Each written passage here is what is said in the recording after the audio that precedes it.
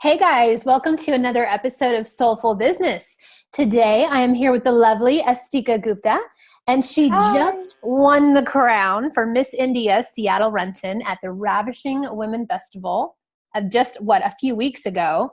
Yeah. Astika also works for Microsoft. So we're going to talk a little bit about what it's like to work as a woman in a boy's world, what it's like to step out of your comfort zone and kind of just be an explorer, have this curious spirit throughout life. So Astika, if you would walk us through a little bit, you're from Mumbai. I mean, how in the world did you end up in Washington of all places? Kind of take us through that wandery road of your Yes, life. of course. Thank you so much for having me. And a big hello to everyone who's listening and watching us today. So I hail from Mumbai in India, and that's where I have spent a couple years of my life studying and completing my engineering from there. So while I was a child in school, I was always encouraged by my parents to just go out there, take up any opportunity that I get, and make the most of it. So that is something that has really shaped me up today, that I don't shy away from any new opportunity, and I really push myself to just step out of your comfort zone, just step out of my comfort zone, and make the most of whatever I get, and not being not fearing of what the outcome may be. So that is really important. And talking some of my experiences as a child, ever since I was 3 years old, I was that one child in school who would be like really very, um, you know, very much interested in taking up any opportunity, participating in all the competitions, going up on stage and talking nonstop for like 3 minutes.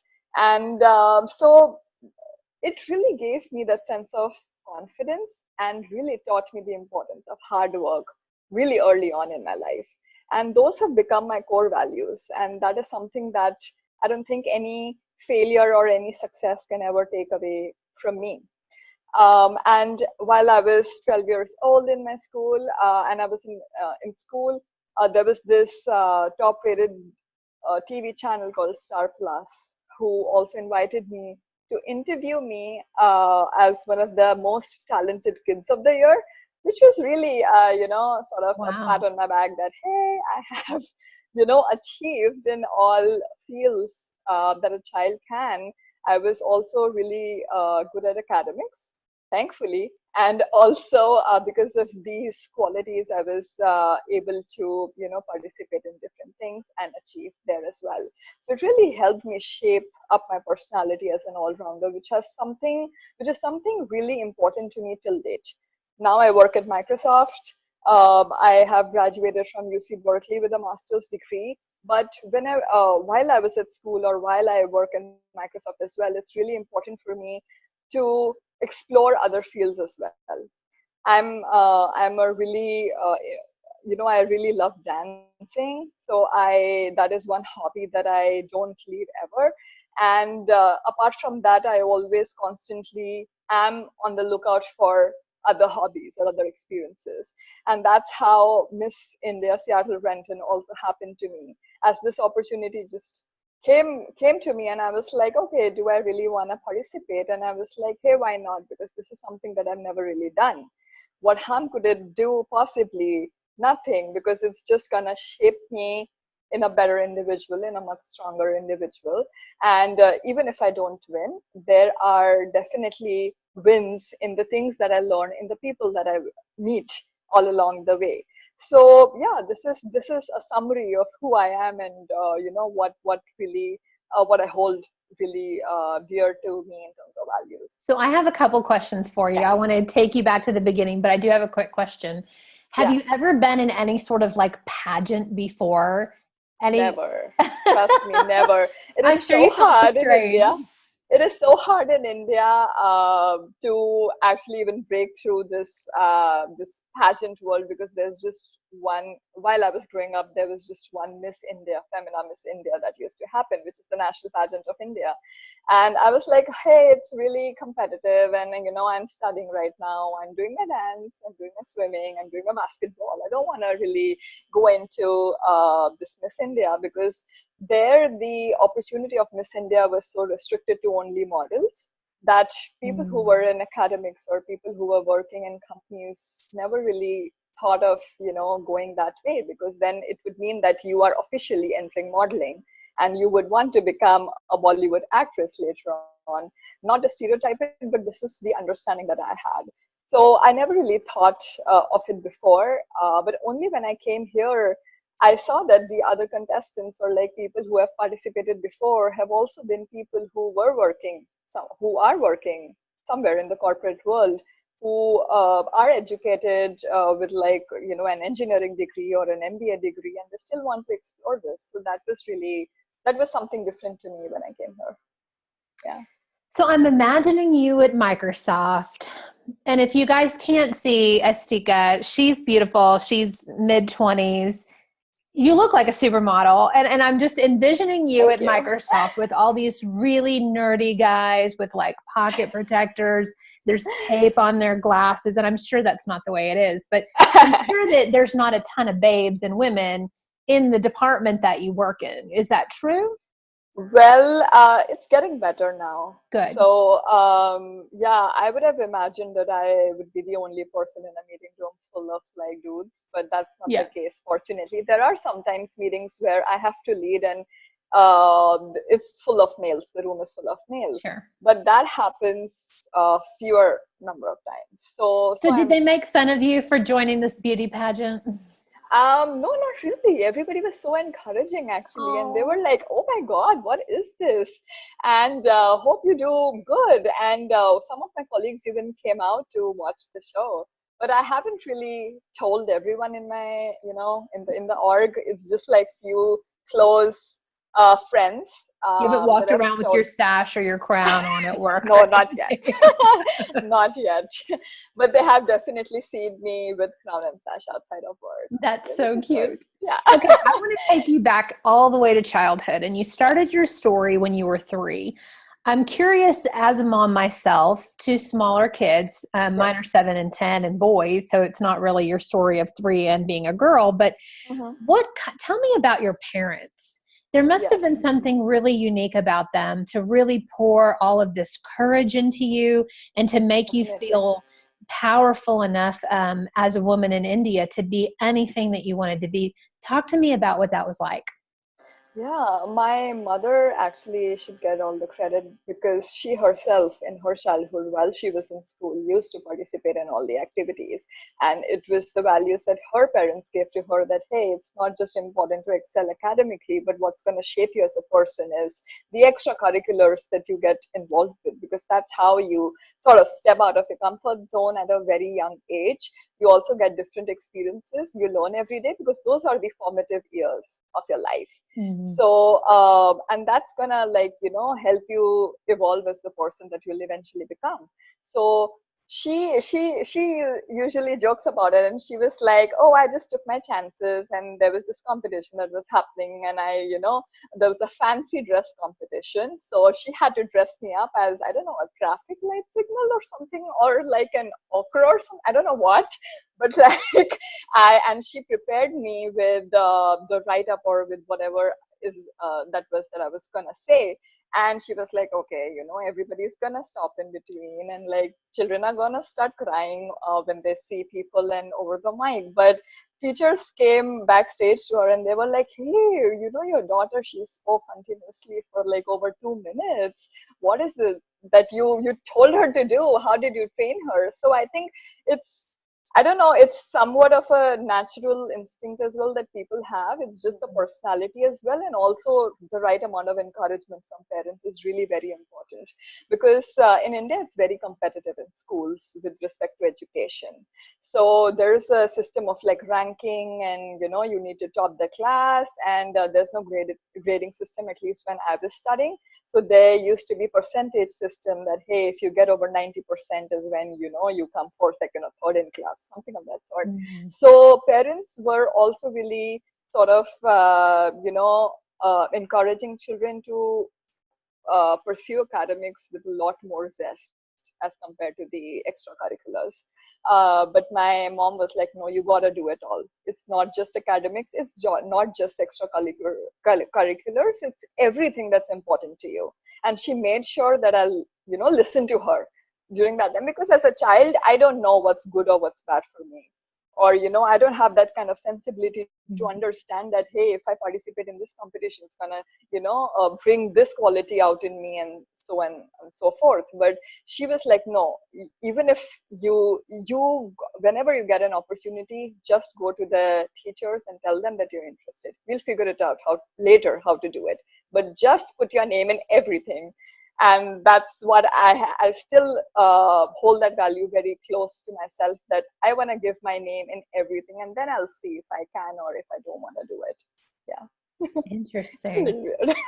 And I feel like as parents here, in the US today in 2018, we're trying to figure out how to parent our children best. And I feel like the childhood that you had was certainly the childhood that probably my parents had, for sure, where it was like, put your kid in everything and hope for a scholarship and, kind of have them be everything. And I feel like the pendulum is swung almost to the total opposite, where it's like, let your kids do whatever and they'll play Fortnite all night long. And like, I wonder if there is this balance of, I guess my question to you there is a balance, because there is a balance, because what my mom did was, like, she encouraged me to go in or to partake in all these activities, but she never forced me. So there were activities which I started pursuing, but then I came home to her and said that, hey, I'm not enjoying this. She was like, okay, let's leave that. Let's look at something else. So it was always up to me. Yeah, she let you follow your heart. She let me follow my heart, and there was no pressure, no, any kind of force that, oh, you have to win this competition. It was never about winning. Whatever, even if I came last in any competition, she would have the same sweet things to talk about to me about my, whatever good I did in that competition. She used to just like encourage me on that. And so that really helped me understand that, hey, failure is nothing to stop me. Okay, if I fail in this competition, let me partake again. So maybe, I'll succeed then, and let me work harder. So she emphasized a lot on working hard, but it was never a pressure. I used to, in fact, enjoy. Because if I'm still enjoying it in my 20s, that means that I certainly enjoyed a lot when I was a kid. I really miss that school life when I used to like just dabbling. I used to dabble like 5-6 competitions at the same time. I used to represent my school. I got a lot of encouragement from my teachers as well, and from the principal of my school. And I used to be that one kid who used to be called out of school during school hours and to principal's room and have the discussion. Hey, we have this competition. Would you want to represent the school? And I felt like, oh my God, wow, I'm having a one-on-one with the principal of the school, and she's asking me whether I want to go and, So it also depends on how well you take the successes and failures as well. You have to be positive always, is my take. Yeah. I love it. So why engineering? Yes. So I was always a fan of science and math.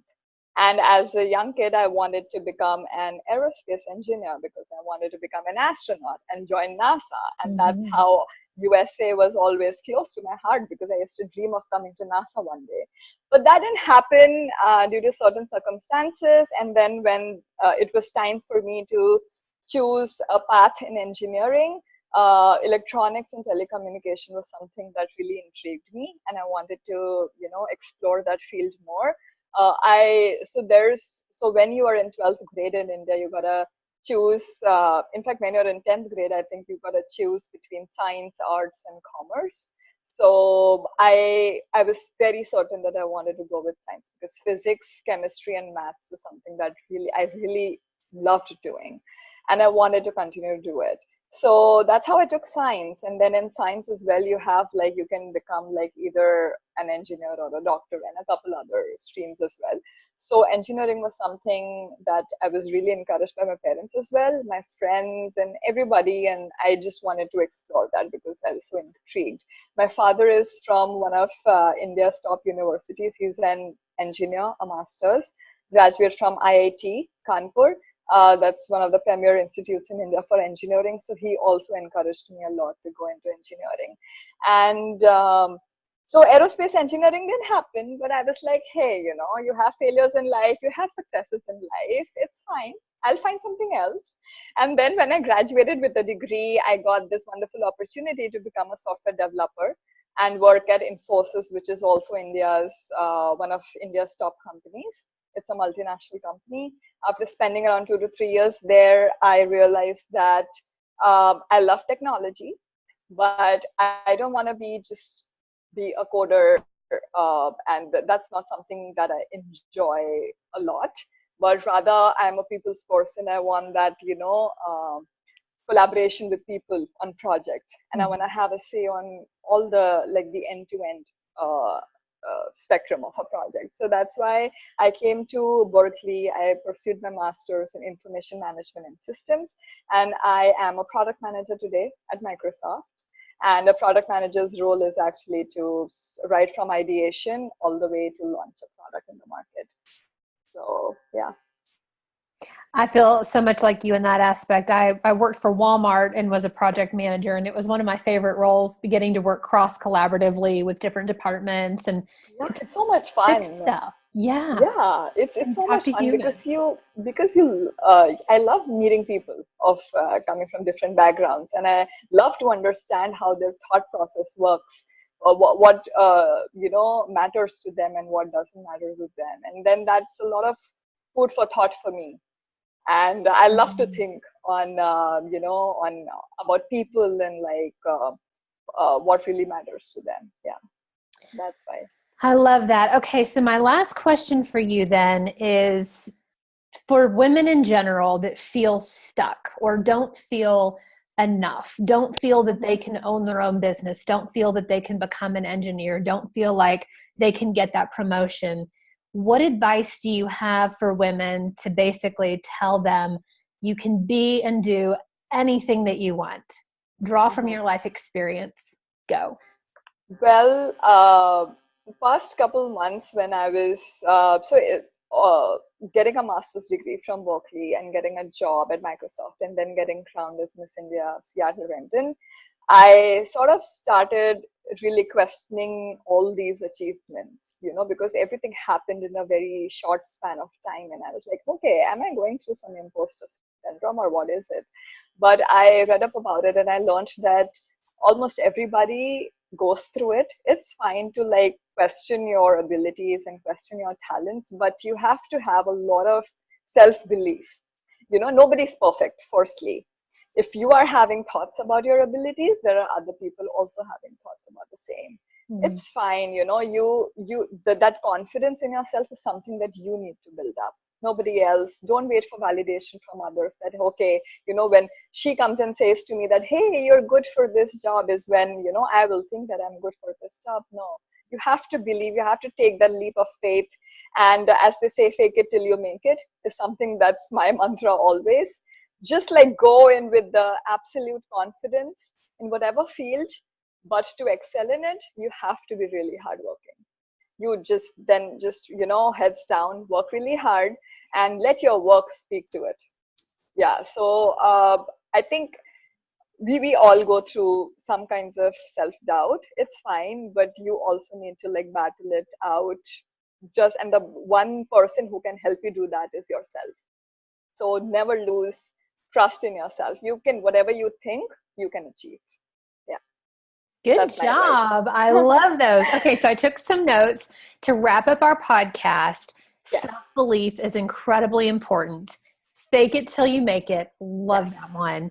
Work incredibly hard and it will come to you. And basically step out of your comfort zone. Yes. You can do it. Yes, you can. Trust me. I love it. Thank you so much for joining us today, for being that beacon of light and hope that we can be and do anything that we want. Thank you so much for having me. It was lovely meeting you. Thank you. You too. Bye. Yeah. Bye.